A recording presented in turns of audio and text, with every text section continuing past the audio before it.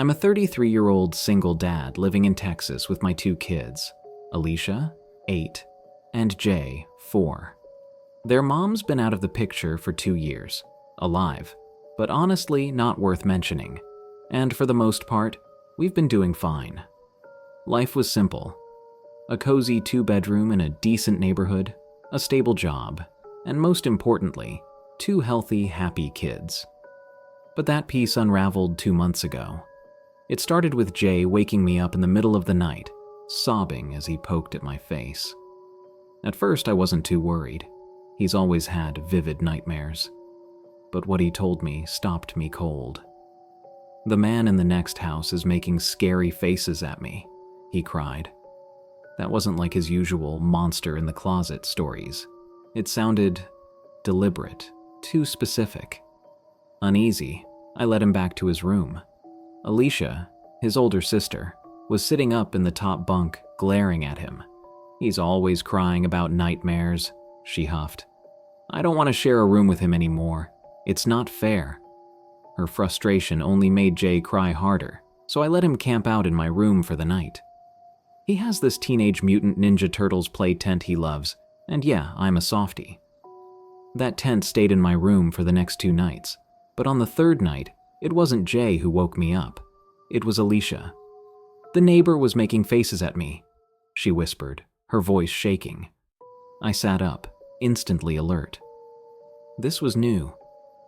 "I closed your curtains when I said goodnight. Did you open them?" She nodded hesitantly. "Only a little. I heard a weird noise." "What kind of noise?" She struggled to describe it. All she remembered was hearing something strange and, out of curiosity, peeking through the gap in the curtains. That's when she saw him. The light was on in the neighbor's window. He was standing there, pressed up against the glass. "What was he doing?" I asked. Alicia hesitated, then mimicked the expression she saw. She grinned, wide and unnatural. Her teeth clenched, eyebrows furrowed, and tilted her head down like she was trying to scare me. Then she stuck out her left arm and mimicked sawing at it with her right hand. "It looked like he was playing the violin," she said innocently, though I understood exactly what it meant. I froze. A grown man pantomiming self-harm, staring at my kids? Rage boiled in me. The next morning, after dropping the kids at school, I knocked on my neighbor's door. His car was in the driveway, but no one answered. I knocked harder, yelling for him to stop messing with us.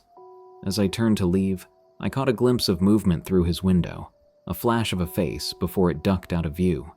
That night, I decided to catch him in the act. I stayed up in my kid's room, curtains drawn, phone in hand, ready to call the cops. Around midnight, I heard it, a faint tsk-tsk, like someone beckoning a horse.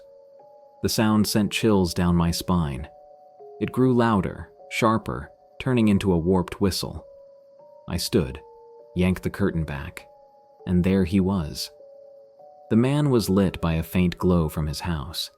He wore that same grotesque grin, his teeth bared, his neck straining. He raised his arms, making that awful sawing motion again. But when he realized it was me, and not one of the kids, his grin vanished. Anger twisted his face. He slammed the window shut and yanked his curtains closed. I was shaken but determined to call the police, until I heard a loud smack against the window. Peeking out again, I saw nothing. But there, on the glass, was a handprint. I dialed 911 immediately, grabbed my gun from the safe, and locked myself in my bedroom with the kids. I whispered reassurances to Alicia, who was awake, trembling in her little tent. Then I saw it, a silhouette at my bedroom window. The man stood there, motionless, bathed in moonlight. Slowly, he stepped back and raised his arms in a Y shape.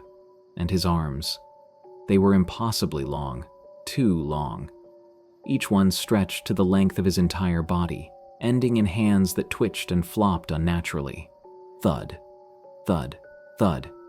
He banged those distorted arms against the glass.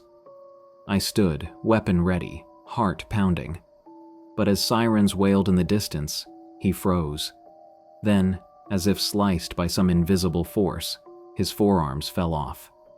They hit the ground with a sickening thud, and he sprinted into the night.